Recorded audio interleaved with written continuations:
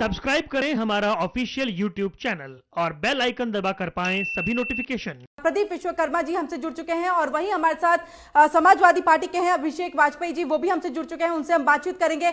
और सबसे पहले प्रदीप जी आपके पास आना चाहेंगे। एक के बाद एक लगातार मौजूदा विधायक, मौजूदा जो मंत्री रहे हैं वो सब पार्टी को छोड़ रहे हैं और विचारधारा को लेकर के बात की जा रही है। कहा जा रहा है कि पिछड़ों को यहां पर दरकिनार किया गया है, उनको वो सम्मान नहीं दिया गया है और यही वजह है कि अब हम अपनी विचारधारा के साथ और भी सामंजस्य है जो उनके साथ नहीं बिठा पा रहे हैं और यही वजह है कि हम पार्टी छोड़ करके जा रहे हैं। किरण देखिए, सीधी सी बात है, यहाँ कोई विचारधारा के कोई मायने नहीं होते। सीधे सीधे तौर पर राजनीतिक नफा नुकसान का मामला है। सारे व्यक्ति जो नेता हैं वो अपना राजनीतिक नफा नुकसान देखते हैं, राजनीतिक पार्टियां हैं वो अपना नफा नुकसान देखती हैं और बाकी कोई किसी से कोई मतलब नहीं रहता है। बात करें वर्तमान में जो चल रहा है, बड़ा जैसा कि हम लगातार अपने दर्शकों को बताते आ रहे हैं कि यहाँ पर नेक टू नेक फाइट है। हम पिछले 2 महीने से बता रहे हैं अपने दर्शकों को कि बहुत ही कठिन लड़ाई है, उत्तर प्रदेश की आर पार की लड़ाई है, नेक टू नेक लड़ाई फाइट है यहाँ पर और ये लगातार देखने को मिल रहा है। जैसे कि आज केशव प्रसाद मौर्य ने ट्वीट किया और उनको बताया कि आप गलत भटक गए हैं, तो केशव को ये पहले समझना चाहिए था या भारतीय जनता पार्टी को ये पहले समझना चाहिए था कि आखिर ये लोग भटकने पर मजबूर क्यों हुए हैं, क्यों वो अपना घर छोड़ करके दूसरे के घर में जा रहे हैं, क्यों भारतीय जनता पार्टी इनकी था नहीं ले पाई। ये उनकी सबसे बड़ी चूक है। स्वामी प्रसाद मौर्य जैसा नेता उनको छोड़ करके चला जाता है, उनको भनक तक नहीं लगती है। दारा सिंह चौहान जैसे नेता चले जाते हैं, तमाम विधायक उनको छोड़ करके जा रहे हैं और उनको भनक नहीं लगती है। ये सबसे बड़ा फेल्योर है और ये उस पार्टी का फेल्योर है जो विश्व की सबसे बड़ी पार्टी है, जिसके पास में विश्व का सबसे बड़ा संगठन है। ना सिर्फ केंद्र में सरकार है, उत्तर प्रदेश में सरकार है, केंद्र का संगठन उत्तर प्रदेश का संगठन है, बल्कि आरएसएस जैसा एक मजबूत संगठन है जो पूरे देश पर काबिज है। और इन सब के बावजूद अगर ये बड़े नेता उनको छोड़ करके जा रहे हैं, एक मैसेज दे रहे हैं और केशव जी कह रहे हैं कि आप लोग भटक गए हैं, तो केशव को ये बात पहले समझनी चाहिए थी कि ये लोग भटके क्यों हैं। ये तो मैं 2 लोगों के नाम बता रहा हूँ जो अभी गए हैं। मैं अब कुछ और चौंकाने वाले नाम है, आपसे 1-2 दिन रुक करके आप देखिएगा, आपको बहुत बड़े बड़े चौंकाने वाले नाम आपको दिखाई देंगे, सुनाई पड़ेंगे। यहाँ पर नाम उनका लेना उचित नहीं होगा। इसमें भारतीय जनता पार्टी के भी कुछ नेता हैं, कुछ बड़े नेता हैं, कैबिनेट मंत्री हैं, वो अभी समाजवादी पार्टी का दरवाजा खटखटा रहे हैं। कब उनके लिए दरवाजा खुलेगा ये देखना दिलचस्प होगा, वो भी जा सकते हैं। प्रदीप जी आपके साथ यहाँ पर समाजवादी पार्टी के अभिषेक वाजपेयी जी भी हैं और कांग्रेस के कई कद्दावर नेता मसूद जो समाजवादी पार्टी में शामिल हो चुके हैं। आज उनकी मुलाकात अखिलेश से हो चुकी है, बाकायदा उन्होंने ज्वाइनिंग कर ली है।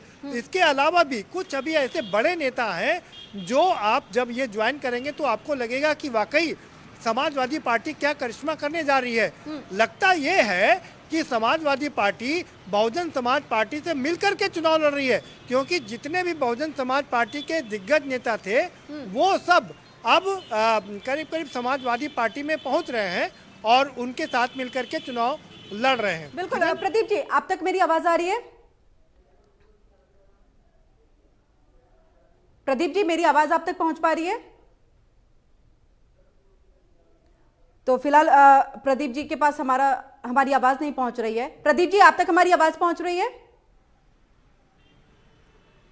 जी किरण, आपकी आवाज हम तक पहुंच रही है। जो जानकारी मेरे पास कि समाजवादी पार्टी के अभिषेक वाजपेयी जी भी आपके साथ जुड़े हुए हैं, उनसे भी हम कुछ जानकारी ले लेंगे, लेकिन उससे पहले जिस तरह से आप कह रहे हैं कि और भी कई ऐसे बड़े दिग्गज और कद्दावर नेता हैं जो पार्टी को छोड़ करके जाएंगे, लेकिन ऐसे वक्त में पार्टी को छोड़ करके जाना, इसको लेकर के बीजेपी की तरफ से क्या कुछ प्रतिक्रिया आ रही है वो भी हम आपसे जानना चाहेंगे। बीजेपी के जो बड़े नेता हैं, योगी आदित्यनाथ हैं मुख्यमंत्री, जिनको था कि वो संभाल करके सभी को रखे क्योंकि चुनाव नजदीक है और ऐसे में सबको साथ लेकर के चलना, और ये मंत्र भी है प्रधानमंत्री का कि सबका साथ सबका विकास। लेकिन अगर यहां सम्मान की बात नहीं आ रही और पार्टी छोड़ करके जा रहे हैं तो इसको लेकर के क्या कुछ बीजेपी की तरफ से प्रतिक्रिया जो है वो सामने आ रही है, पहले ये जानते हैं और फिर उसके बाद हम अभिषेक जी के पास चलते हैं।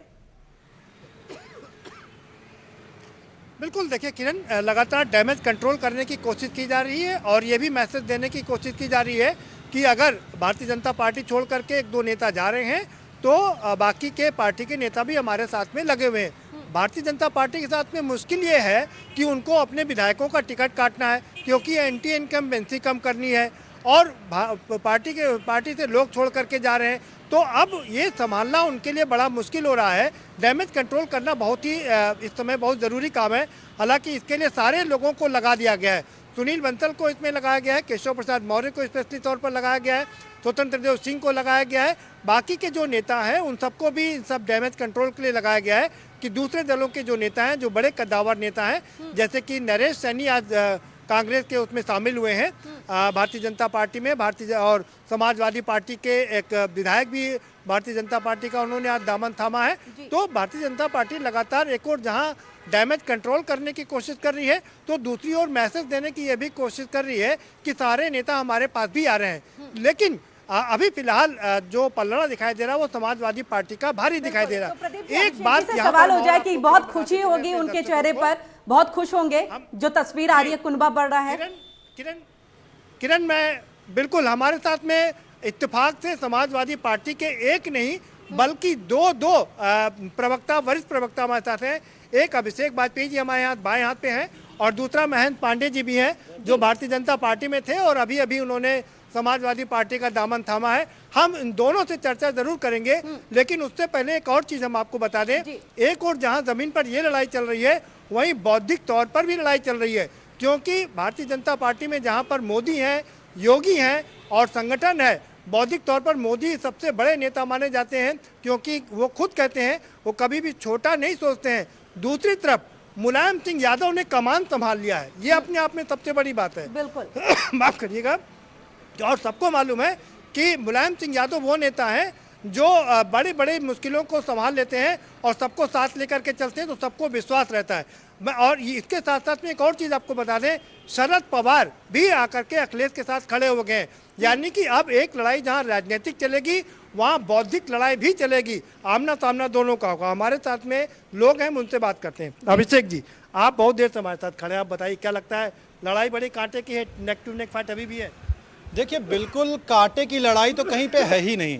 आप देखें तो आदरणीय अखिलेश यादव जी ने शुरू से ही कहा था, जो भारतीय जनता पार्टी को हराने के लिए और भारतीय जनता पार्टी के कुकृत्य को खत्म करने के लिए हमारे साथ आना चाहता है, जो असल मायनों में विकास की डोर को थाम करके इस प्रदेश को अग्रसर बनाना चाहता है, वो हमारे साथ आए। खुले दिल से, खुले विचार से हम उसका स्वागत करते हैं और समाजवादी विचारधारा के साथ जुड़ करके वो इस प्रदेश को अग्रसर ले जाएगा। क्योंकि आप देखिए, आदरणीय अखिलेश यादव जी युवा हैं, वो युवाओं की भावनाओं को समझते हैं। तकरीबन आप देखिए कि 14 से 15 भर्तियां यूपी SSS की ऐसी हैं। आप मुझे ये बता दीजिए, दो बड़े नेताओं ने पार्टी का दामन थाम लिया है, अभी कितने और नेता आने बाकी हैं? देखिए, तकरीबन 1.5 दर्जन से नेता ऐसे हैं जो आज भी दरवाजे पे खड़े हैं हमारे, लेकिन आदरणीय अखिलेश यादव जी अभी उनसे कुछ वार्ता विचार विमर्श नहीं कर रहे हैं, क्योंकि हमारे लिए जो पुराने लोग हैं उनको भी देखना है, और अगर वो आना चाहते हैं उनका स्वागत करेंगे, लेकिन किसी टिकट की उम्मीद वो ना रखें। ठीक है, हमारे साथ में महेंद्र पांडे जी भी हैं और बहुत ही वैचारिक तौर पर बहुत ही समृद्ध हैं, भारतीय जनता पार्टी के साथ में बड़े लंबे समय तक रहे हैं। आप बताइए कि जो अंदर लोग हैं, समाजवादी पार्टी के पुराने नेता हैं, उनको कोई दिक्कत तो नहीं होगी, क्योंकि बाहर से इतने नेता आ रहे हैं, तो अंदर पुराने लोगों में नाराजगी होगी? देखिए, समाजवादी पार्टी एक दल नहीं है, एक चेतना है। और आप जानते हैं कि उत्तर प्रदेश की जो समाजवादी पार्टी है वो मुलायम सिंह के संघर्षों की दाखिल खारिज है। तो जो भी सामाजिक न्याय की लड़ाई वाले लोग हैं, जिनका इशारा आप कर रहे हैं, आदरणीय स्वामी प्रसाद मौर्य जी हों या दारा सिंह चौहान, उन्होंने जो विषय का जिक्र किया है उसमें एक ही साझी विषय है कि दलित, पीड़ित, वंचित, नौजवान, युवा, इनके साथ जो सौतेला व्यवहार पिछले 4.5 साल 5 साल में किया है इस सरकार ने, उससे वो आहत होकर छोड़े। तो समाजवादी परिवार की तो मूल जमीन है सामाजिक न्याय की लड़ाई लड़ने वालों की। और जहाँ तक ये आप कह रहे हैं, तो मैं भी बड़ा आश्चर्यचकित हूँ। भाजपा को ये सोचना चाहिए, उनके पास विश्व का तथाकथित सबसे लोकप्रिय नेतृत्व, विश्व का सबसे बड़ा लोकतांत्रिक संगठन, सर्वोच्च संसाधन है, फिर आखिर क्या है कि एक नौजवान युवा उनसे मतलब कुरुक्षेत्र के मैदान में है। चुनाव से पहले पार्टी छोड़ करके जाने का सिलसिला हर बार हम ये देखते हैं कि दल बदल होती है। इस पार्टी से अगर महत्वाकांक्षा पूरी नहीं हो रही है तो दूसरी पार्टी का रुख कर लेते हैं राजनेता, और यही एक बड़ी वजह होती है कि, और सीधे हम यहां पर चलते हैं प्रदीप जी के पास, क्योंकि उनके साथ दो मेहमान हैं। महेंद्र पांडे जी जुड़े हुए हैं, कांग्रेस से पहले थे लेकिन अब सपा में शामिल हो गए हैं और युवा नेतृत्व के ब्रेक से पहले जो है वो बात कर रहे थे। उसी के साथ अभिषेक वाजपेयी जी भी लगातार जुड़े हैं, योगेश सोनी जी भी जो पॉलिटिकल एनालिस्ट है वो हमारे साथ जुड़ेंगे थोड़ी ही देर के बाद। लेकिन सबसे पहले रुक कर लेते हैं प्रदीप जी का। मैं बात कर रहा था हमारे साथ में जी मैं जयप्रकाश पांडे जी से मैं बात कर रहा था। पांडे जी, मैं क्या गलत कर रहा हूं? क्योंकि अब ये एक लड़ाई जहां राजनीतिक है वहां बौद्धिक लड़ाई भी है। एक और मोदी जी हैं जो कहते हैं मैं कभी छोटा नहीं सोचता, दूसरी ओर मुलायम सिंह यादव हैं। तो ये एक बौद्धिक लड़ाई भी है और शरद पवार भी आ गए आपके साथ में। निश्चित रूप से वैचारिक लड़ाई है, आप बहुत अच्छा कहें। चूंकि अगर ध्यान से देखिए तो अटल जी के दौर में जिस सांस्कृतिक राष्ट्रवाद के नाम पे इनके सहायक हुआ करते थे महाराष्ट्र की शिवसेना या पंजाब के अकाली दल, वो जाहिर बात है कि राष्ट्रवाद के आधार पे वैचारिक रूप से थे। लेकिन जो 2014 के बाद की ये आज़ादी अनुभूति करने वाला तत्व है, इनकी हठधर्मिता से इनके ही वो वैचारिक लोग भी अलग हो गए। और उत्तर प्रदेश में भी जो ये धड़ा जा रहा, मैं आपको बता दूं, आप वरिष्ठ व्यक्ति हैं, अगर याद करिए तो जब इमरजेंसी थी तब भी सरकार के दमनकारी नीति के कारण लोग शांत थे 4.5 साल इमरजेंसी के पूरी अवधि तक। और जैसे ही चुनाव डिक्लेयर हुआ कितने लोग गए पता नहीं चला। तो अभी स्वामी जी के साथ जो व्यवहार हो रहा है कि 4.5 साल तक उनके मुकदमे का पता नहीं, लेकिन जैसे ही भाजपा से रुखसत हुए वारंट जारी हो गया, तो जाहिर सी बात है कि अभी कितनी बड़ी पौध जाएगी इसका तो कुछ अंत ही नहीं है। और जहाँ तक शरद पवार या फिर ममता बनर्जी जी का सवाल है, ये वही ताकतें नहीं है। बौद्धिक वर्ग आप भी हमारे साथ हैं, चूंकि पत्रकारों पे मुकदमा है, अभिव्यक्ति की आज़ादी पे हमला है, तीसरा चौथा खंभे को एकदम से टारगेटेड कर लिया गया है। और इनकी जो उपलब्धियां हैं, मैं इन्हीं सरकारी आंकड़ा बता रहा हूं। ये आंकड़े पर हम बात करेंगे। हमारे साथ में एक और भारतीय जनता पार्टी के राजेश कुमार सिंह जी हैं, कुशवाहा हैं, भारतीय जनता पार्टी के। क्या लगता है कि पार्टी से लोग छोड़ करके जा रहे हैं, कितनी मुश्किल है पार्टी के लिए? देखिए, पार्टी के लिए कोई मुश्किल नहीं है। हमारे पास विश्व स्तर की पार्टी की स्ट्रेटजी है, प्लानिंग है। विश्व में पार्टी नंबर 1 है। स्टेट में भी हमारे पास एक विजनरियस पर्सन है, योगी जी, जिनके पास latest technology with the talent है। पूरा हिंदुस्तान नहीं बल्कि पूरा उत्तर प्रदेश और पूरा हिंदुस्तान का हर नौजवान या हर किसान या हर गरीब तबका अपने उम्मीद को पूरा भरपूर रूप से पाया है। इस शासन में सुरक्षा पाया है, शिक्षा पाया है। हम कोरोना के चलते नहीं दे पाए, लेकिन जो नकल करा करके इलिटरेसी दी गई। सवाल ये तो फिर लोग जा क्यों रहे छोड़ करके? देखिए, कहीं ना कहीं हर लोगों को अपना अपना मकसद साधन है। उनके जाने से कोई यहाँ डिसमिस होने वाला नहीं है। निश्चित रूप से लगता है कि हर लोगों का स्वार्थ यहाँ सिद्ध नहीं हो रहा होगा, इसलिए दूसरे जगह अपना स्वार्थ साधने के लिए जा रहे हैं। बाकी जनता बीजेपी के साथ है। हमारे मित्र भारतीय जनता पार्टी के से पूछना चाहता हूं कि ऐसी क्या जरूरत पड़ गई थी कि वो देश के इकलौते ऐसे मुख्यमंत्री हो गए जिन्होंने अपने ऊपर से आपराधिक मुकदमे हटवाए? ऐसी क्या कारण पड़ गई थी? दूसरी चीज, सुरक्षा की बात कर रहे हैं। आज उत्तर प्रदेश में ये हालत है, कह रहे हैं जो लोग छोड़ के जा रहे हैं वो मतलब ही है, अपने मतलब से छोड़ के जा रहे हैं। नहीं, ऐसा इनको लगता है। जब दूसरी जगह से इनके पास लोग आते हैं तब इनको मतलब नहीं लगता है।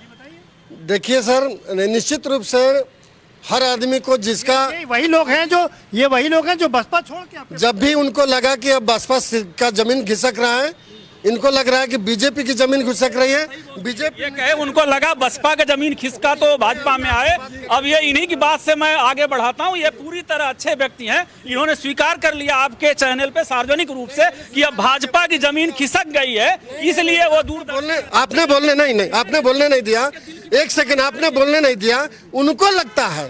उनको लगता है, लेकिन हमारे उत्तर प्रदेश की जनता को और हमारे जैसे जितने नेता हैं, सबसे ज्यादा बीजेपी में नेता हैं। और निश्चित रूप से बीजेपी जो है बहुत बड़ी सीट से जीत करके आएगी। और जो लोग गए हैं वो हताशा निराशा का ही विपक्ष में बैठ के जीवन जिएंगे। उन्हें यहाँ पर बैठ करके यहाँ के जैसे आपके लिए माहौल बना हुआ है। इसी बीच में मैं पॉलिटिकल एनालिस्ट है योगेश सोनी जी, उनसे सवाल कर लेती हूँ। योगेश सोनी जी भी हमारे साथ जुड़े हुए हैं, पॉलिटिकल एनालिस्ट हैं, उनसे भी सवाल कर लेते हैं। वहां काफी गहमा गहमी बची हुई है, सियासत काफी चरम पर है और सबके चेहरे पे वो नजर आ रहा है पार्टी की तरफ से जिस तरह से बयान लगातार आ रहे हैं। योगेश जी, आपका बहुत बहुत स्वागत है MH1 प्राइम पर। और सबसे पहले ही आपसे जानना चाहेंगे, ये जो दल बदल वाली बात होती है, चुनाव नजदीक आता है और उसी के साथ लोग बदल करके अपनी महत्वाकांक्षा को पूरी करने के लिए दूसरी पार्टी में चले जाते हैं, क्या यहाँ पर पार्टी महत्वपूर्ण नहीं होती है? क्या अपनी महत्वाकांक्षा इतनी ज्यादा होती है कि आप पहले से जिसको लेकर के विचारधारा को लेकर के चल रहे हैं, उस विचारधारा को ही पलट करके रख देते हैं? क्या, किस तरह से देखते हैं इसे आप? देखिए, पिछले 2 दशकों में जो राजनीति की तस्वीर, भारतीय राजनीति की तस्वीर हमने देखी है, वो केवल स्वार्थ पे टिकी हुई है। कुछ नेताओं को घमंड है कि हमारे चेहरे पे वो सीट निकल जाएगी। कुछ जो दल बदलू नेता होते हैं, उनको लगता है जिस पार्टी की लहर है हम वहां चले जाएं। कुछ नेता, स्वाभाविक बात है, आपके चैनल पे, प्लेटफॉर्म पे बताना चाहूंगा, बिक जाते हैं। तो जो नेता, आपको क्या लगता है कोई भला करने वाला नेता है हिंदुस्तान में? इतनी समस्याएं हैं, इतनी चीजें हैं, और पार्टी, ये ऐसा नहीं कि अभी हो रहा है, ये जो दल बदलुओं का खेल होता है, ये हम देखते हैं चुनाव से पहले शुरू हो जाता है। और लगभग 1.5 से 2 दशक में हमने जो ऑब्जर्व करा, जो नोट करा, ऐसे लोग बहुत सारे हैं, इधर जाएंगे, उधर जाएंगे, इधर से उधर जाएंगे। जैसे मौर्य साहब का आप छोटा सा उदाहरण जो इस समय सोशल मीडिया पे छाया हुआ है, बसपा से भाजपा, भाजपा से सपा, एक उदाहरण उनका है। ऐसे तमाम ऐसे लोग हैं जो केवल अपना स्वार्थ चाहते हैं। ये बिना सत्ता के जी नहीं सकते, इन्हें बिना सत्ता के सांस नहीं आता, और इनको किसी भी भाव में, किसी भी स्थिति में केवल सीट, केवल अपनी सीट निकालनी है, इनको केवल विजय प्राप्त करनी है, वो सीट से ही कुछ भी कर सकते हैं। तो इसका उदाहरण जो है वो युवाओं पे क्या प्रभाव पड़ेगा, जो नए वोटर, लाखों वोटर्स जो है हर 5 वर्ष में नए तैयार होते हैं, और वो वोटर जब देखते हैं अपने राज्य में ऐसी स्थिति होती है, तो ये बड़ा निंदनीय, बड़ा दुर्भाग्यपूर्ण चेहरा है राजनीति का, कि आखिर वो तुम बयान इतना भावुक होकर दे देते हो। इसका सबसे बड़ा सजीव उदाहरण भारतीय राजनीति में नवजोत सिंह सिद्धू बने। जिन डायलॉग, जिन कहावत, जिन मिसालों से वो कभी कांग्रेस के लिए बोलते थे, फिर वो उन्होंने बीजेपी के लिए बोला, और वो एक हास्यप्रद छवि में आ गए। तो ये जो छवि है वो इनकी हास्यप्रद हो जाती है, ना ये इधर के रहते हैं, ना ये उधर के रहते हैं, लेकिन इसका नुकसान जो है इनको, बिल्कुल बिल्कुल योगेश जी, प्रभाव पड़ता है, कुप्रभाव पड़ता है जी। योगेश सोनी जी ने सीधे तौर पे कहा था कि विचारधारा बदल देते हैं तो कहीं ना कहीं जो नए वोटर्स होते हैं, जो युवा होते हैं, उनके ऊपर असर पड़ता है इस चीज का। क्या राजनेता, क्या नेता इस बात को नहीं समझते हैं? किरण, बेईमानी है ये सब बात करना, विचारधारा की बात करना बेईमानी है, और आदर्श की बात करना बेईमानी है। राजनीति में ये सबका कोई मतलब रह नहीं गया है। सबको पता है नफे नुकसान के लिए राजनीति होती है। फिलहाल जो गर्म मुद्दा है, हम उस पर बात करते हैं। हमारे साथ में तमाम मेहमान हैं। ये बताइए, अभी कहा जा रहा कि अभी कई और बड़े दिग्गज नेता भारतीय जनता पार्टी छोड़ करके सपा में जाने वाले हैं। भारतीय जनता पार्टी करी, सपा के तमाम नेता उनके टच में है। कौन कौन लोग आ रहे हैं आपके यहाँ? मेरे यहाँ लगा, अभी आज 3 सपा के लोग आए हुए हैं, जो कि आपने 2 बता रहे थे, एक और आए हुए हैं, जिन्हें बाकायदे हमारे केंद्रीय नेतृत्व जो है सैनी साहब जी, सैनी साहब आए हैं, और 2 और लोग आए हैं। आप याद नहीं मुझे, लेकिन 2 लोग और आए हैं। नाम बताइए। नहीं, मैं व्हाट्सएप पर देखा हूँ जी, अभी व्हाट्सएप पे देखा हूँ 3 लोग आए हैं, वो शायद आपको नाम मालूम हो। कोई बड़ा चेहरा है जो आपके? तीनों अच्छे कद्दावर नेता हैं, और इसके बाद अनेकों लाइन में लगे हुए हैं। देखिए, सब आने जाने वाली चीजें होती रहेंगी। जनता का विश्वास केंद्र में मोदी के साथ है, और स्टेट में योगी के साथ है। कोई कितना भी बंदर खुद कर ले, उससे कोई फर्क नहीं पड़ेगा। आपके यहाँ सुना अभी और भी लोग आने वाले हैं, भाजपा के कुछ कैबिनेट मंत्री नॉक कर रहे हैं, कांग्रेस के कुछ बड़े कद्दावर नेता। नहीं, बिल्कुल, तकरीबन 1.5 दर्जन इनके यहाँ के लोग ऐसे हैं जो रात दिन लाइन लगा करके खड़े हुए, लेकिन आदरणीय अखिलेश यादव जी विचार विमर्श कर रहे हैं। जो जिताऊ होगा उसी को ही हम देखेंगे, जो जनता के लिए उसने काम किया होगा उसी को ही हम देखें। अदरवाइज आदरणीय अखिलेश यादव जी उनको देखने वाले नहीं हैं। और मैं इनके लिए सिर्फ चंद लाइन कहना चाहता हूँ कि मैं चंद लाइनों में एक छोटी सी एक बात कहना चाहता हूँ मैं आपको। वो चंद लाइन में बड़ी चीज़ है कि यह सरकार इस कदर आवाम पर एहसान करती है, छीन लेती है आंखें, उसके बाद चश्मे दान करती है। तो आप समझ सकते हैं कि 5 साल इन्होंने कोई काम नहीं किया, अब इस कदर पे चश्मा छीन लेती, फिर आंखें छीन लेती, चश्मा दान करती। मैं आपका दोबारा चाहूँगा आपके साथ, हालांकि नाइंसाफ़ी है, 2 लोग हैं। ये बता दीजिए कि आजकल क्या ये विचार की बात करना और स्पष्टता की बात करना बेईमानी होगी? आप तो कोई आप बताइए, जब ऐसे योग्य मुख्यमंत्री हों जो चंद्रगुप्त मौर्य को सिकंदर से लड़वा देते हैं, और महान नेता प्रधानमंत्री जी हैं, गोरखनाथ को और कबीर को एक साथ बैठा देते हैं, 700 बरस का अंतर खत्म, इनसे वैचारिकता का आप आशा करेंगे? थी, तरह से- नहीं, जिस तरह से- वैचारिकता थी। जिस तरह से अटल जी अपनी महानता के लिए नेहरू को गाली नहीं दिए, जिस लेकिन तरह से- इनकी महानता सिर्फ विरोध और नफरत पे आधारित। नहीं, जिस तरह से दल बदल हो रहा है तो अब नेताओं की कोई मतलब वो बात नहीं रह गई है। नहीं, कि दल किसी बदल विचार- नहीं है, ये दल बदल नहीं है, ये क्रांति है। ये एक फासिस्ट सरकार जो दमनकारी नीति से कोरोना प्रोटोकॉल का लाभ उठा के अभिव्यक्त की आजादी पे हमला कर दी थी। नेताओं और जितने भी कहे कि एक्टिविस्ट थे, उनकी गतिविधियां, पुलिस स्टेट बन गया था, जबरदस्ती सीट थी, अब आचार संहिता लगा, लोगों को स्वतंत्रता है, लोग समाजवाद के मुक्ति मार्ग पे- विचारधारा के कोई मायने नहीं रह गए राजेंद्र सिंह जी क्या? देखिए, यहाँ विचारधारा के मायने नहीं है, जिनकी अभी भाई साहब ने भी कहा, शायद पांडे जी की सरनाम वाजपेयी जी अभी अभी बोल रहे थे कि जिनकी जमीन घिसक रही है वो इधर उधर एक दर्जन हमारे यहाँ से वहाँ जा रहे होंगे। मैं नहीं जानता कि कोई जा रहे हैं, लेकिन जिन्होंने हमारे मैं आपसे जो मेरा सवाल है, आपसे मेरा जो सवाल है, हमारे अभी कटेंगे, और जिन्होंने इन्होंने ही कहा कि काम नहीं किए होंगे, जो जनता में लोकप्रिय नहीं होंगे, जिन्होंने अपना काम ही नहीं किया होगा, उसको अखिलेश भी नहीं देंगे, तो हमारे यहाँ कहाँ से मिलेगा?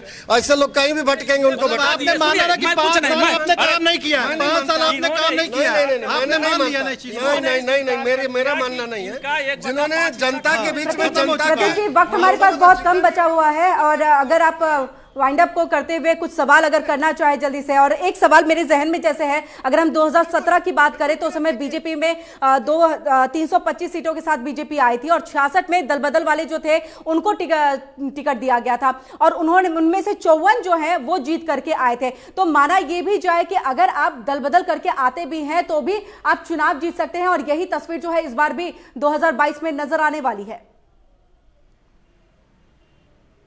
बिल्कुल किरण, आपने ठीक कहा, सही आंकड़े प्रस्तुत किए कि जिताऊ उम्मीदवार चाहिए, और ये जितने नेता हैं इनके पास जमीन है, ये जीतने वाले लोग हैं, और ना सिर्फ अपना खुद जीतते हैं बल्कि 2-4 और लोगों को जिताने की कुवत रखते हैं। यही कारण है कि सारी राजनीतिक पार्टियां इनको पसंद करती हैं, चाहे भारतीय जनता पार्टी हो, समाजवादी पार्टी हो या कांग्रेस हो, क्योंकि इसके पहले जब भारतीय जनता पार्टी की सरकार बनी थी तो यही नेता हैं, चाहे ब्रजेश पाठक हो, वहाँ से बसपा से आए थे, तमाम नेता वहाँ से आए थे। अब अंटू वहाँ से खबर ये आ रही कि अंटू अभी इस समय भाजपा का दामन थामने वाले हैं, बीएसपी छोड़ करके। तो जो जितने भी कद्दावर नेता हैं, वो जीतने वाले नेता हैं, वो किसी भी पार्टी में जाएंगे उसका बड़ा लाभ करते हैं, और यही कारण है कि ऐसे नेताओं की पूछ होती है। तो आजकल विचारधारा के कोई मायने नहीं रह गए हैं, सबसे बड़ी चीज होती है कि विनेबिलिटी, यानी कि जिताऊ उम्मीदवार की। जो और ये जो है तस्वीर हमारे पास में और उत्तर प्रदेश की आने वाली है, जो लगातार सियासत को बदल रही है, उलटफेर काफी कुछ देखने को मिलेगा, जिस तरह से प्रदीप जी आप लगातार बता भी रहे हैं। तीनों मेहमानों का बहुत बहुत शुक्रिया, वहीं हमारे साथ योगेश सोनी जी जुड़े थे, उनका भी बहुत बहुत शुक्रिया हमसे जुड़ने के लिए। प्रदीप जी, आपका भी शुक्रिया, जिस तरह से आपने इस पूरे डिबेट को एक सामने में रखा है, और एक बात निकल के आई है कि जो जीतते हैं उन्हें ही अपने दल में शामिल कराती है कोई भी पार्टी। ये कहना कि मैं किसी महत्वाकांक्षा के साथ पार्टी में शामिल नहीं हो रहा हूं, ये बिल्कुल और सरासर गलत है। उत्तर प्रदेश की तस्वीर अब भी बदलेगी, आगे भी बदलने वाली है, क्योंकि चुनाव नजदीक है और हर कोई अपनी महत्वाकांक्षा को पूरा करेगा। इसी के साथ इस बड़ी बहस में इतना ही, लेकिन देश दुनिया की बाकी खबरों के लिए आप जुड़े रहिए एमएच1 प्राइम के साथ।